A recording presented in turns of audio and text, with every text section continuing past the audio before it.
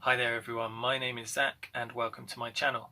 Amongst other things, I'm a reenactor and a jouster, and today I'm going to be answering 5 of your questions about armour. Now, my personal favourite period, or the period that I am focusing on at the moment, is the 15th century. So it is possible that some of my answers will be different depending on what part of the medieval period you are talking about, but I'll try and give my best answers that I can. If you notice anything that I say that's wrong, please do leave a comment. Let me know. I would love to learn more about the wider medieval period. So question number 1 is your armour custom made? My armour is custom made. All of it was made by commission by various different armourers. I have done a few videos on that, which you can find on my channel. Not everyone has completely custom made armour. A lot of people will buy stuff off the shelf or second hand. What is really important is making sure that it fits. Sometimes people make things fit that actually don't really fit them very well by adding in padding and things like that. That sort of thing I think definitely would have happened in the period. We do have people arming themselves from like the Tower Armory, or people borrowing armour from others, which means that it wouldn't necessarily have fitted quite as well as a full tailored harness. However, it wouldn't be quite the same as today, because today we have a very wide selection of different body types that we see throughout society, whereas in the medieval period people were a lot more similar because they very much did the same kind of thing. Also, nowadays we have a very wide option of foods that we can eat, and so that can change our body type, whereas in the period it's a lot harder to eat differently than your neighbour. Only the very rich could afford to import things and things like that. So I think they probably would have found it easier to make a one-size-fits-most armour than we do today. Question number 2 is, who makes the armour? I find this really interesting for the 15th century especially, is that the historical armours all have maker's marks. I say all, mostly have maker's marks on them, which is the armourer kind of signing their work with a nice little stamp. So we actually know a lot about the histories of a lot of armours and where they came from and things like that.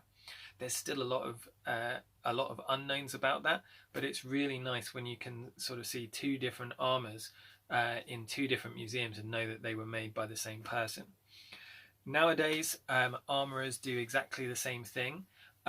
Generally, armories are on a smaller scale now than they used to be, kind of more of a cottage industry, one guy or a couple of people working in a workshop, whereas in the period you would have an awful lot of people working in a workshop under a master armourer, and they would turn out things a lot quicker than a lot of armourers are able to do today. I say a lot quicker. There are definitely certain things that they would be able to do quicker with more people, the hammering and shaping and that sort of thing.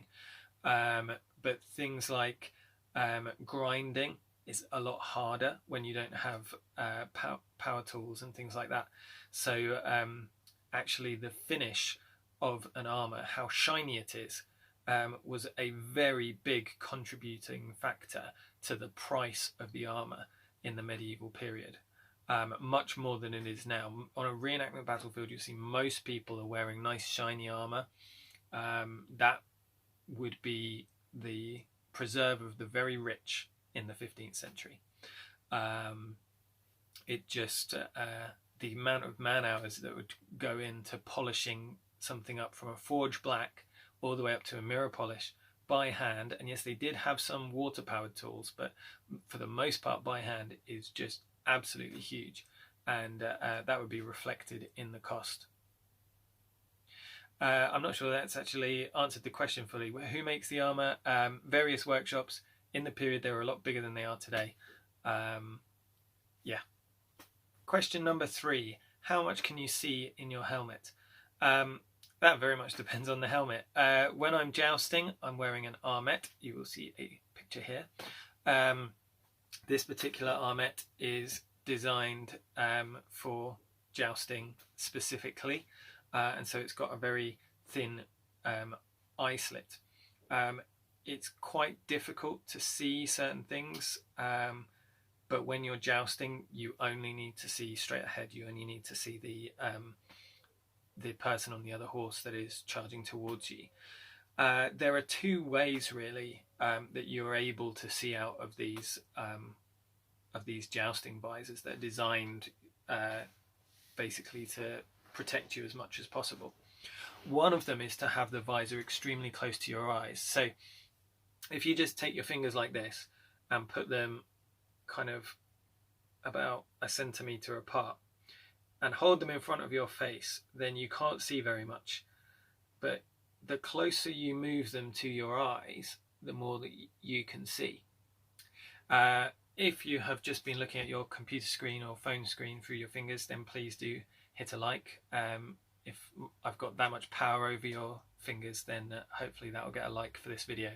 Anyway, what that is showing is that the closer the visor is to your eyes, the more you can see, even if it's a very thin slit. So that's one of the ways, is to have a helmet that's very close in, and the armet and the sallet are really good examples of that. Now, another way of providing good vision is something that we call is kind of a frog mouth design, which is where the protection is generated by the angle of the eye slit rather than the size of it. So you can actually have a really rather big eye slit on a helmet like this, but the angle that it is arranged towards each other means that an incoming lance is just not going to go inside, or it's very unlikely that it is. So if you want to try it out for yourself again, place one hand in front of you like this, and then place the other hand behind it. Now, when you tip forwards, you can see between them, but if anything is coming in towards you from the front, if it doesn't hit this hand, it will hit this hand. That's very much how a frogmouth helm works, and we see these on great helms, and we see these on great bassinets. You see variations on these as well. You know, very much armets and sallets do tend to have that that lower part forward of the brow as well. So you see variations, and people take it from different things. But those are the 2 main ways that allow you to see out of your helmet despite being extremely well protected. Right, well, the next one comes up all the time, and it's how do you go to the toilet? Well, two answers. You'll notice if I put up another photo of my harness here, you'll see that the plate armor protects most of the armor, most of the body, sorry, but not actually the groin. So if you're a man and you're needing to go to the toilet in armor, it's relatively easy to do a number 1. But if you needed to go for the number 2s, then that might produce more of a problem.